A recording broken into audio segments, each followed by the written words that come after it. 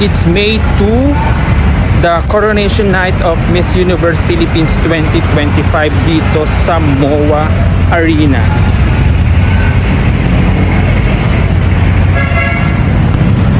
Bali, kakain muna ako at magkakape kasi hindi pa naman mag-uumpisa yan. Kailangan ko ng energy mamaya. A few moments later. Tapos na ako kumain.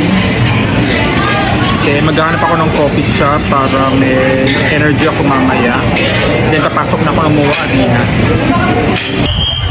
Yan, tapos na rin ako magkape. Bali, umorder lang ako ng iced coffee sa may McDonald's. Ngayon, pupunta na ako ng MOA Arena. Bali, pipila na ako para makapanood ng Miss Universe Philippines 2025 Coronation Night. See you in a bit. A few moments later.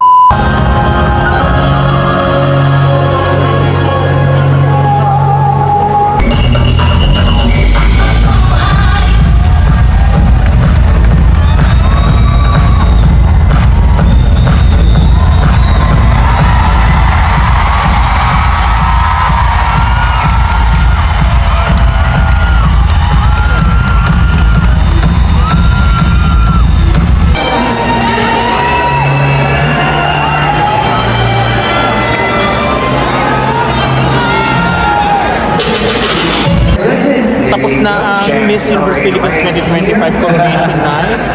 Hindi ako masyadong napag-video kasi nag-live ako sa aking pageant page. Wow, what a fantastic Congratulations kay Maria Atisa Manalo ng Quezon Province, ang bago nating Miss Universe Philippines 2025 na lalaban sa Miss Universe ngayong taon sa Thailand.